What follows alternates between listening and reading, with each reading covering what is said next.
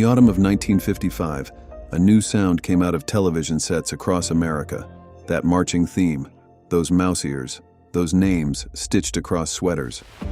The Mickey Mouse Club felt like something permanent, like it would always be there.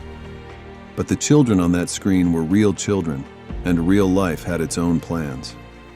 Today we look at the tragic details about the original Mickey Mouse Club cast.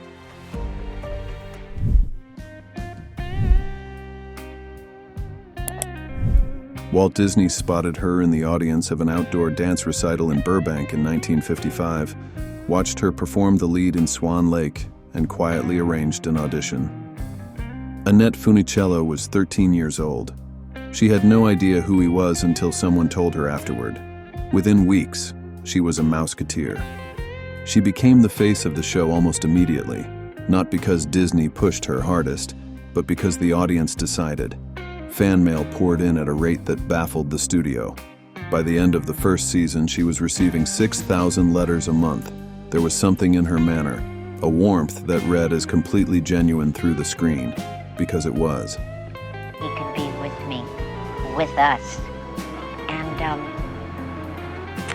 I know that he is, and that makes me happy.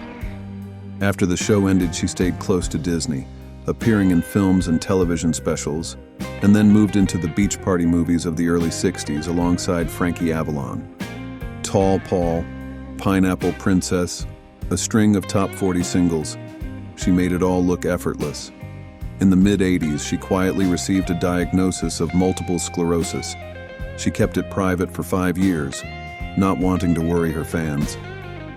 When she went public in 1992, the response was overwhelming. She spent the next 2 decades managing a progressive illness with a composure that people who knew her said was entirely in character. She died on April 8, 2013 at 70 in Bakersfield, California. The woman who had been America's Mouseketeer faced the end the same way she had faced everything, without a great deal of fuss.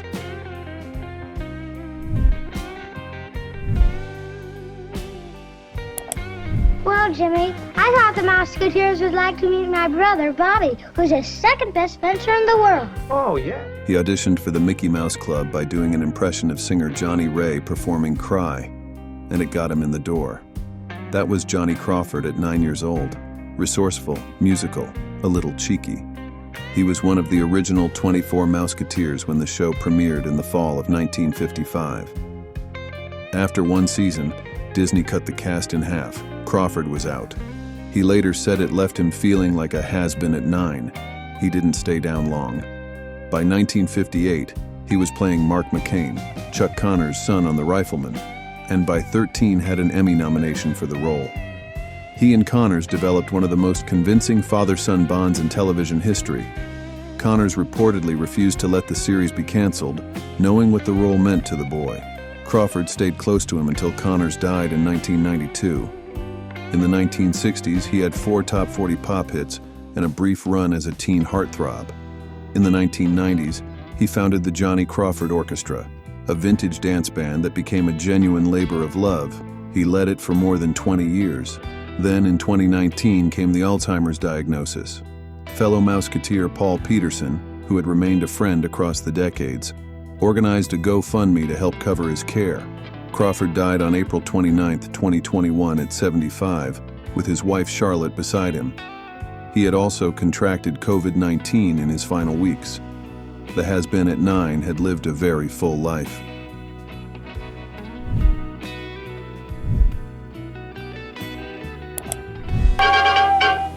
We sit here at the switchboard daily answering the phone. We take requests from you and you and you. Karen Pendleton was 9 years old and had never acted in her life when she auditioned for the Mickey Mouse Club. She knew how to tap dance, and when nerves hit her mid-audition, she got the giggles. They hired her anyway. Something about that response must have seemed exactly right for what the show needed. She appeared for 4 seasons, often introducing cartoon segments with a naturalness that came from not thinking too hard about the camera. When her contract expired in 1959, Disney wanted to keep her on. Her father said no. Back in the ordinary world of school, classmates teased her. "Wiggle your ears and we'll give you some cheese." and she weathered it. She went on, finished school, married, and had her daughter Stacy in 1973. 10 years after that, in 1983, a car accident left her paralyzed from the waist down.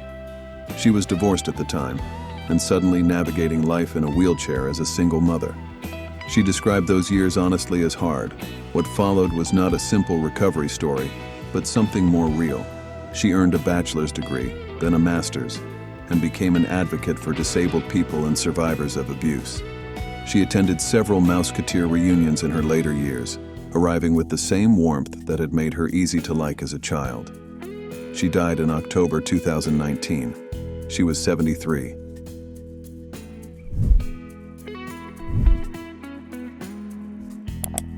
With music, fun with music, making music is fun. Dennis Day appeared on the Mickey Mouse Club for 2 seasons in the late 1950s, then stepped away from the industry and, for the most part, away from public life.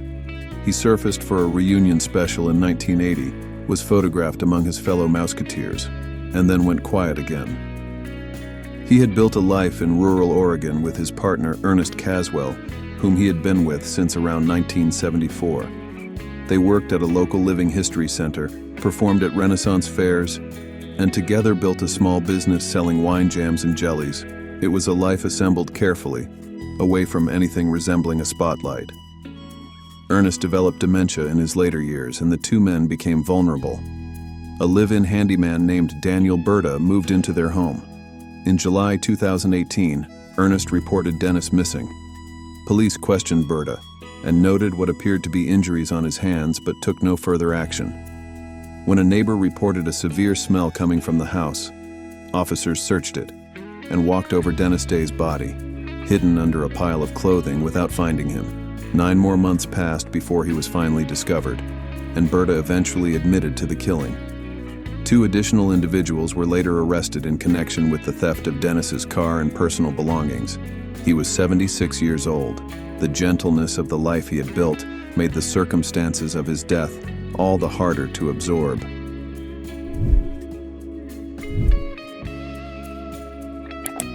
We received a phone call, and it was from a man from casting at Disney Studio named Mr. Traver. And he said, "We're looking for talented young boys and girls that can sing." London-born Dorene Tracy was one of the more versatile performers among the original Mouseketeers, talented enough to be cast in the 1956 Disney film Westward Ho! The Wagons, while the show was still running. Her castmates nicknamed her Our Dodo, and fellow Mouseketeer Tommy Cole later remembered that she always had a smile on her face. She seemed to fit the show's wholesome image without effort. After leaving the Mickey Mouse Club, she performed for military audiences during the Vietnam era, toured, and kept working. Then, in December 1976, she appeared in the Adult Men's Magazine gallery, wearing nothing but her Mouseketeer ears. The headline on the cover read, "Little Dorene Grows Up." Disney fired her the moment it came out. Years later, Dorene was candid about the choice. In her 2001 autobiography, she wrote that ego and a failure to think through consequences had led her there, and that she regretted it. Disney, to their credit, accepted that. She was welcomed back into the fold and appeared at the official Mouseketeer reunion in 2015 at the D23 Expo, alongside 7 of her surviving castmates. It was her last public appearance on television. She died in 2018 after a 2-year battle with cancer. The smile her colleagues had always remembered was, by all accounts, still present at the reunion.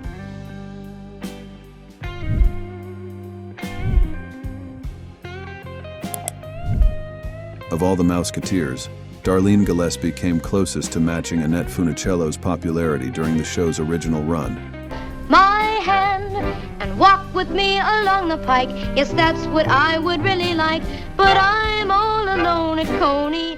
And for much of that time, the two were quietly in competition for the top spot. Darlene was Canadian-born, became a U.S. citizen in 1956, and had a voice and stage presence that distinguished her from the beginning. She recorded albums for Disney and appeared in television shows including National Velvet and Dr. Kildare after the show ended. The competition with Annette, at least in the public eye, was one she didn't win. Annette's career continued to build while Darlene's plateaued, and by the 1980s, she had largely stepped away from entertainment. She trained as a nurse. She married 3 times. Her third husband died in 2008. What followed was more damaging than any career disappointment. In 1998, Darlene was convicted on 12 counts, including conspiracy, securities fraud, mail fraud, obstruction of justice, and perjury. She was sentenced to 2 years in prison. She maintained her innocence throughout and never stopped saying so. A separate conviction related to check fraud added 3 months to her confinement. She later had a legal dispute with Disney over compensation, eventually settling out of court. As of 2011, she was living quietly in California. The distance between the girl in the mouse ears and where life had taken her was considerable.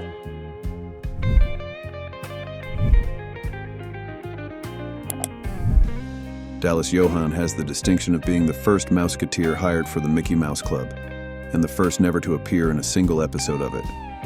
He was 13 in 1955 when he was selected, featured in the promotional photographs, and then promptly discovered to have such severe stage fright that he wept whenever a camera pointed at him. The production let him go before filming properly began. To add a particular sting to the situation, his older brother John Lee Johann was hired to replace him. The 2 Johanns had arrived together, and only one left with a job. What Dallas wanted, it turned out, was simply to dance. The cameras and the performing persona were the problem, not the movement itself. And he did get there.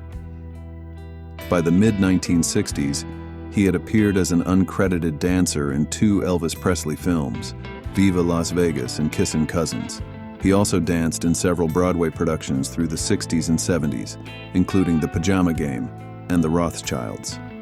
As recently as 2014, Dallas and his wife, photographer Susan Johann, were judging a dirty dancing contest at an arts center in North Carolina, where they had settled. The stage fright that had cost him his place on a landmark television show never defined him. He simply found a different way in.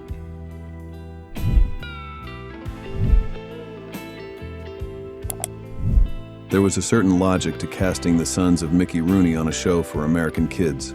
He and Roy and Walt, they were all there at the studio in Buena Vista. And at that time, I was 6, 7, 8 years old, and we were... The elder Rooney was one of the most famous entertainers in the country, and his boys had grown up around performance. Mickey Jr. and Tim were genuinely talented. The production records confirmed they could act, dance, and sing. They were hired on those merits. They lasted roughly a year before being fired for sneaking into the Disney ink and paint department, where teams of mostly women artists applied color to the studio's animated films and switching the paints around by pouring the contents of one can into another. It was the kind of prank that sounds almost charming in the retelling, and the kind that the studio could not overlook. Both boys were gone by 1956. Each went on to other careers in entertainment, though neither approached their father's level of fame. What makes their story more complicated is what happened later within the Rooney family itself. Mickey Rooney Sr., in his final years, accused members of his family of elder abuse and financial exploitation, and when he died in 2014, he had legally disinherited all 8 of his children, including Mickey Jr. and Tim. The mischief in the paint department turned out to be the least of the complications their father brought into their lives.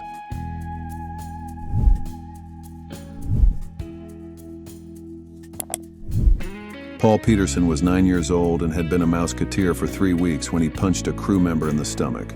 The man had been calling him Mouse, a nickname Paul had made clear he hated. He told him to stop, called him a name, and threw the punch.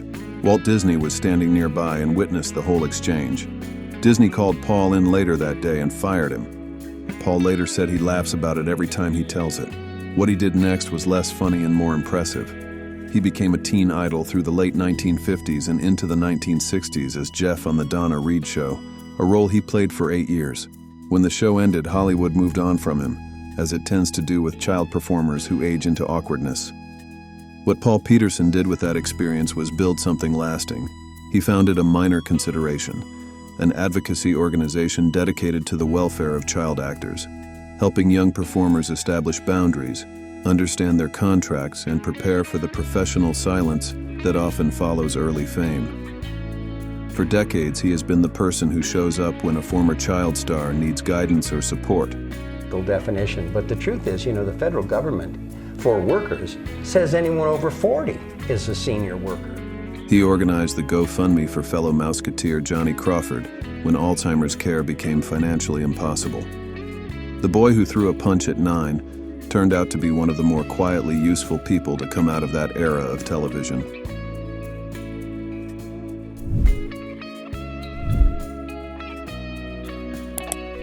The way we get to see a mouse cartoon for you and me. Billie Jean Beanblossom danced in the background for one season of the Mickey Mouse Club, and then, for the most part, disappeared from public view.